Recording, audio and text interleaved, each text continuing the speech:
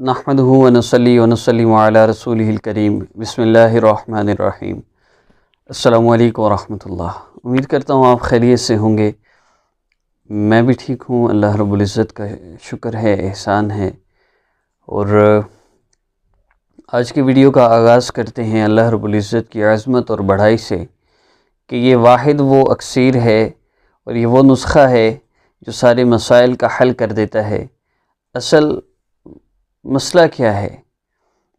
ہمارے اوپر حالات آتے ہیں، اثرات آتے ہیں، یا کوئی بھی مسئلہ آتا ہے تو وہ اللہ رب العزت کے امر سے ہم تک پہنچتا ہے۔ اللہ رب العزت کی اجازت سے پریشانی ہم تک پہنچتی ہے۔ اللہ رب العزت نہ چاہے، پریشانی آنا چاہے، نہیں آ سکتی۔ کوئی دکھ تکلیف دینا چاہے، نہیں دے سکتا۔ کوئی اذیت دینا چاہے، نہیں دے سکتا۔ جب تک اللہ رب العزت نہ چاہے، نہ کوئی زندگی دے سکتا ہے، نہ کوئی موت دے سکتا ہے، نہ کوئی عزت دے سکتا ہے، نہ ذلیل کر سکتا ہے، نہ نفع دے سکتا ہے، نہ نقصان پہنچا سکتا ہے۔ ہر چیز اللہ رب العزت کے قبضہ قدرت میں ہے۔ اللہ رب العزت جب فیصلہ فرماتے ہیں تو پھر ہی سارے کے سارے مسئلے حل ہوتے ہیں، اور اللہ رب العزت کا فیصلہ فرمانا ہی سارے مسائل کا حل ہے۔ اب اصل دیکھنا یہ ہے کہ مسائل کی وجہ کیا ہے؟ کیا وجہ ہے کہ مجھ پر جو مسئلہ آیا، پریشانی آئی، تکلیف آئی، اس کی وجہ کیا ہے؟ بہت سے بزرگوں کے بارے میں سنا کہ جب ان سے کوئی بدتمیزی کرتا، یا اولاد نافرمانی کرتی، بیوی نافرمانی کرتی، یا سواری نافرمانی کرتی، تو وہ اسی وقت غصہ نہیں کرتے تھے۔ ایک بزرگ سواری پر بیٹھنے لگے، سواری نے بیٹھنے نہ دیا، تو بجائے اسے مارنے کے یا کچھ بھی کرنے کے یہ نہیں کیا، فوری سواری سے اترے اور اللہ رب العزت سے اس گناہ کی معافی مانگی کہ اللہ میرے اس گناہ کو معاف کر دیجئے جس کی وجہ سے یہ سواری مجھے بیٹھنے نہیں دے رہی۔ تو اصل تو یہ ہے کہ ہمارے جن گناہوں کی وجہ سے مسائل ہم تک پہنچے ہیں وہ تو ہم حل کرتے نہیں۔ زہر پیتے جا رہے ہیں، تریاک استعمال کرتے جا رہے ہیں۔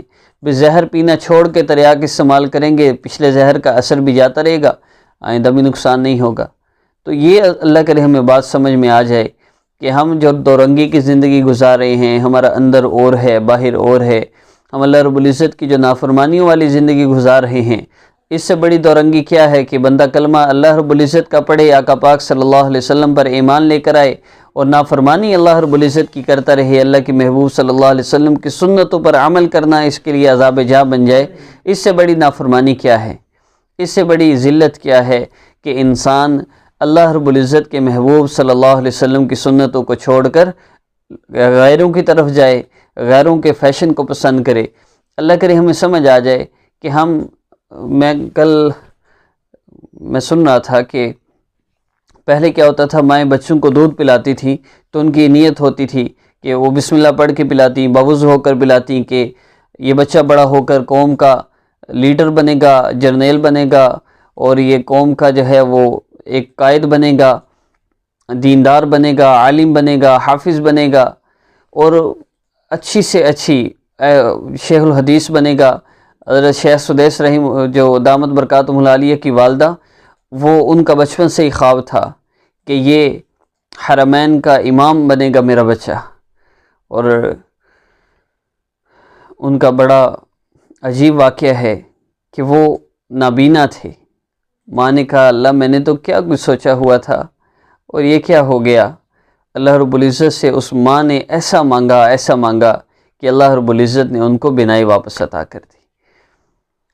تو پھر وہ امام الحرمین ہیں اس وقت۔ میں بیسیکلی عرض کرنے کا مقصد وقت ضائع کرنا نہیں ہے آپ کا، لیکن اللہ کرے یہ بات سمجھ میں آ جائے کہ آپ کے مسائل کا حل وظائف میں نہیں ہے۔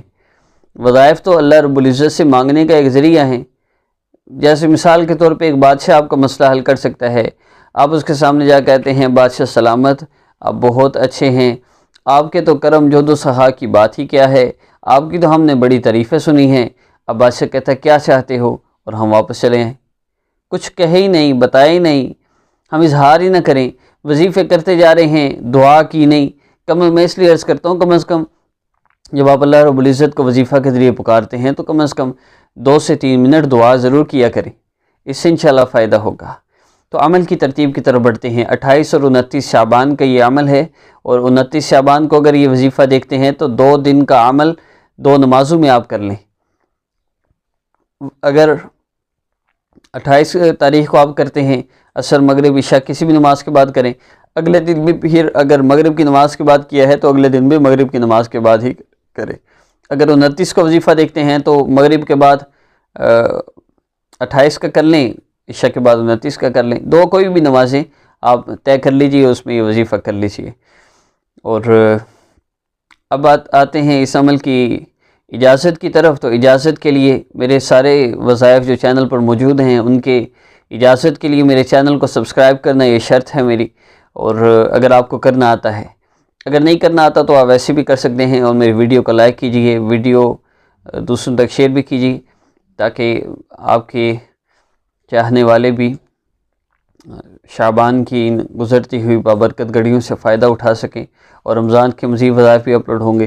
اور آج کے عمل کو سٹارٹ کرتے ہیں۔ تو آج کے عمل میں آپ نے کیا کرنا ہے، 3 مرتبہ، اس کے علاوہ اور کوئی شرائط نہیں ہیں، جب چاہے کریں، جس وقت چاہے کریں، تعداد میں بتا دیتا ہوں۔ 3 مرتبہ آپ نے درود پاک پڑھنا ہے، اس کے بعد آپ نے یا اللہ یا رحمان یا رحیم اس کو پڑھنا ہے 11 مرتبہ، اور اس کے بعد آپ نے پڑھنا ہے وَأُفَوِّضُ أَمْرِي إِلَى اللَّهِ، سامنے شو ہو رہا ہے، اور تھوڑی دیر بعد اگر سامنے نہیں شو ہو رہا تو تھوڑی دیر بعد ہو جائے گا۔ وَأُفَوِّضُ أَمْرِي إِلَى اللَّهِ، آپ نے اس کو پڑھنا ہے وَأُفَوِّضُ أَمْرِي إِلَى اللَّهِ، الفاظ کی ادائیگی ٹھیک ہو۔ آپ نے اس کو پڑھنا ہے کم از کم بھی 21 مرتبہ، زیادہ سے زیادہ 70 مرتبہ پڑھ لیں تو بہتر ہے۔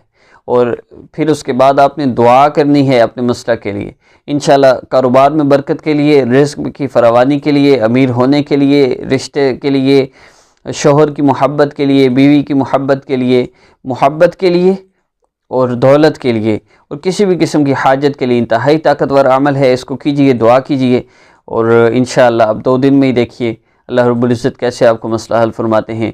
یقین سے کیجئے گا، اپنا بہت سا خیال رکھیے گا۔ نیکسٹ ویڈیو میں ملاقات ہوگی، اور نیکسٹ ویڈیو ہوگی رمضان کی چاند رات کے متعلق۔ اپنا بہت سا خیال رکھیے گا۔ السلام علیکم ورحمۃ اللہ۔